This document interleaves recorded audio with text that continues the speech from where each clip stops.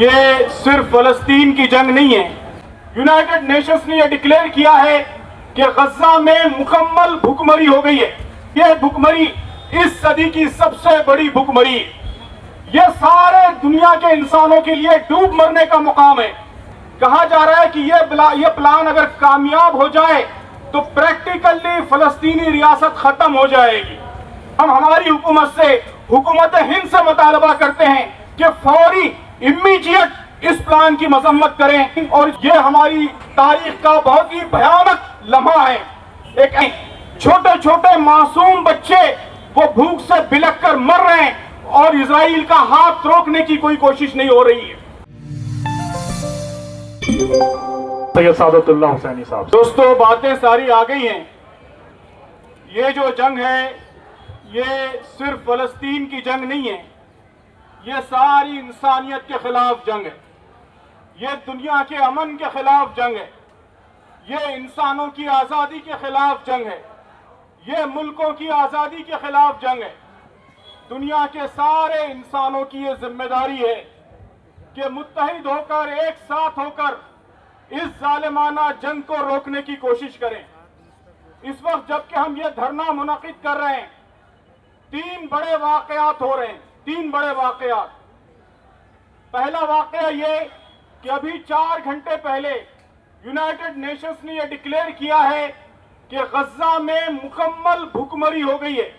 بھوکمری، فیمائن declare کی ہے اور کہا ہے کہ یہ فیمائن، یہ بھوکمری اس صدی کی سب سے بڑی بھوکمری ہے.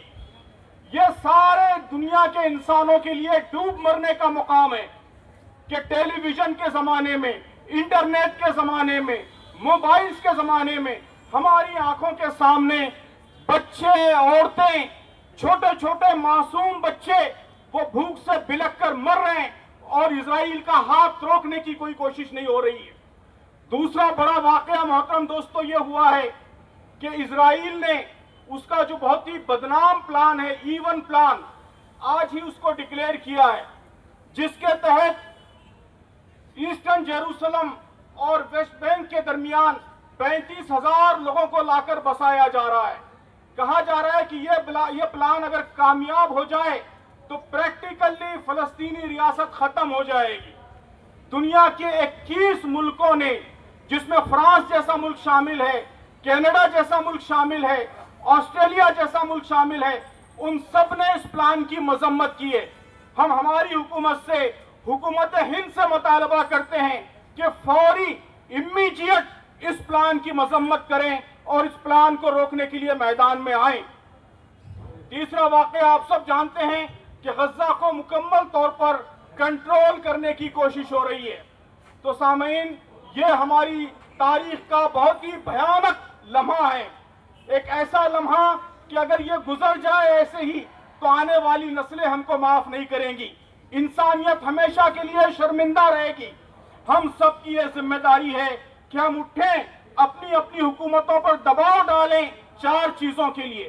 میں ان 4 چیزوں کو بیان کر کے اپنی بات ختم کرتا ہوں. سب سے پہلی چیز، یہ وہاں امیڈیٹ کل ہی سے سیز فائر ہونی چاہیے، جنگ مکمل طور پر بند ہونی چاہیے.